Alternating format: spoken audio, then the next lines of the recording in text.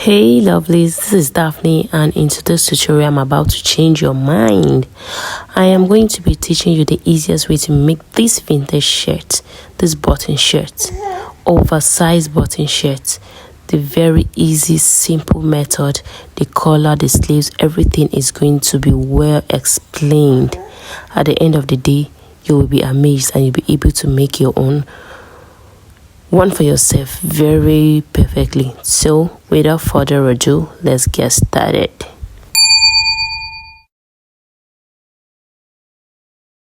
So I'll be making use of this pattern paper. Okay, there's nothing complicated about it. Just take the pattern paper as your fabric in a paper form. The first thing I did, I went ahead to mark the vertical lines, which are the bust points, the waistline, and the length of my shirt. From there, I went ahead to mark the other side so that I'll be able to connect the points on a straight line like this, just like the way I'm doing.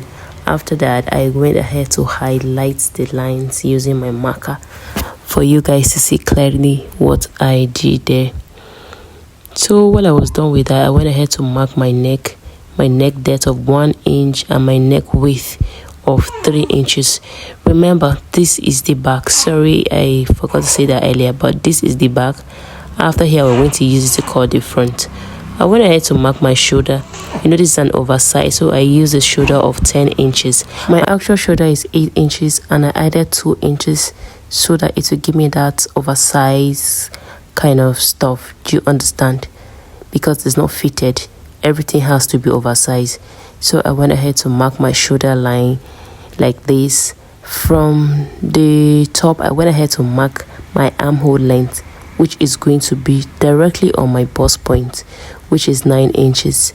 From there, I went ahead to mark the 10 inches on the bust point so that I'll be able to draw a straight line from the shoulder tip all the way to the depth of the armhole, like I'm doing right here. So from there, I went ahead to get the midpoint of this armhole line, which is 4.5 inches.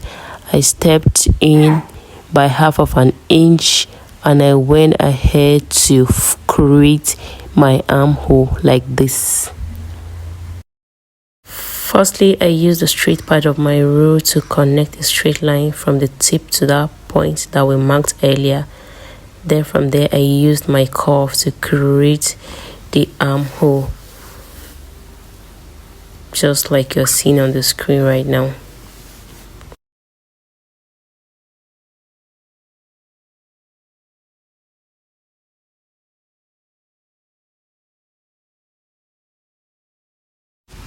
While I was done with that, I went ahead to divide my bust circumference by 4 and I imputed the answer on the bust point as seen. I did the same thing on my waistline. I divided my waist circumference by 4 and I imputed the answer. From there, I went ahead to the length of the shirt and I did the same thing. This was me connecting the points together to form our shirt. So while I was done with that, I went ahead to add 2 inches on all the points that we marked earlier. Remember, this is an oversized shirt, so I added 2 inches of ease to all the lines and I connected it like this.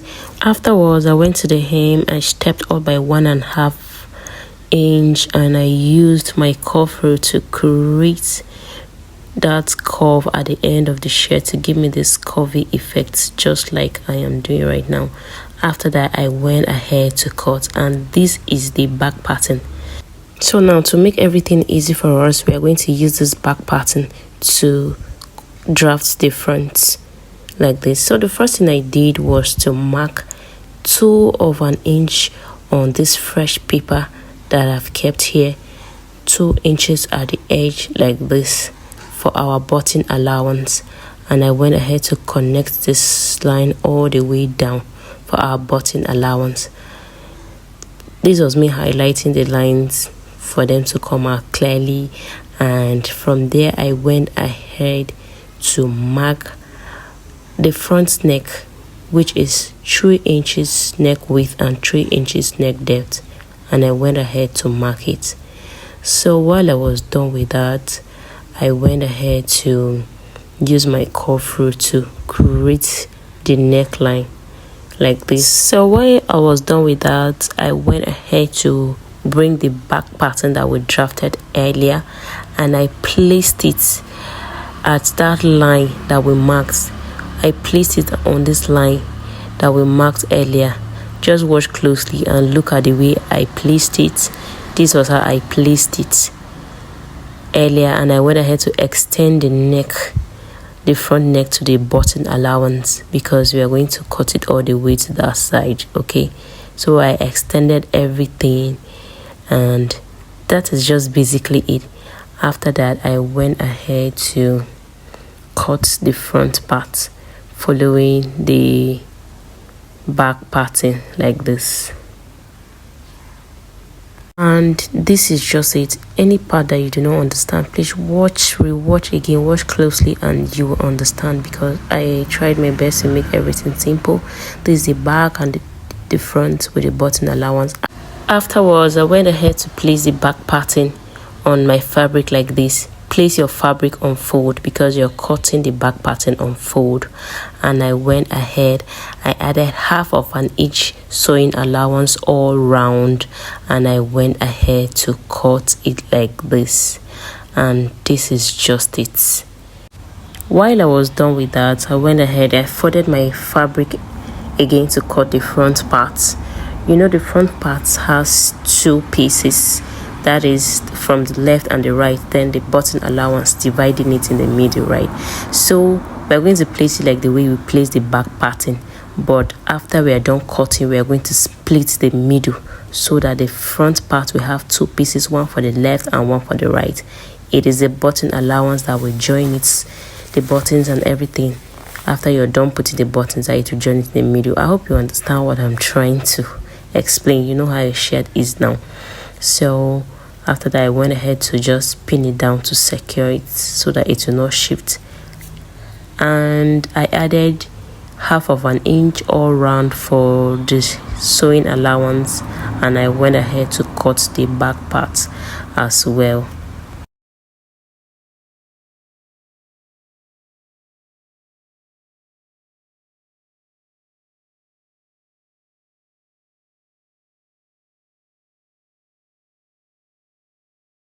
While I was done cutting, I went ahead to notch the button allowance up and down so that when I'm sewing, I will not get confused on how to fold it. And that is just it. We are done cutting. Now we are going to cut the sleeve. So this is the paper we're going to be using in cutting our sleeves. The length of our sleeves is 8 inches plus 2 inches, making it 10. That's for the hemming allowance.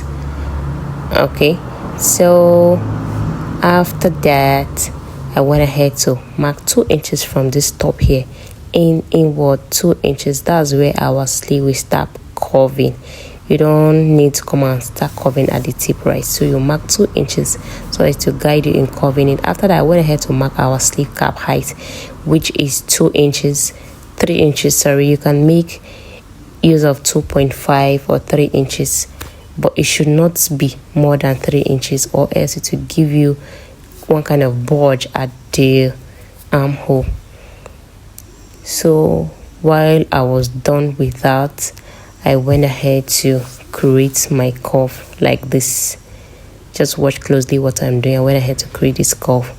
So while I was done with that, I went ahead to take this our shirt that we cut earlier to measure the armhole so that I'll be able to get the exact length and mark on the sleeve so that it will not short. From there, I went ahead to mark the width of my sleeve down here, which was 8 inches, and I went ahead and connected the lines like so. So while I was done, I went ahead to mark the actual length of this sleeve, which is 8 inches, so that from there we'll fold it like this, fold it like this before cutting, so that at the end of the day the allowance that you created will not short.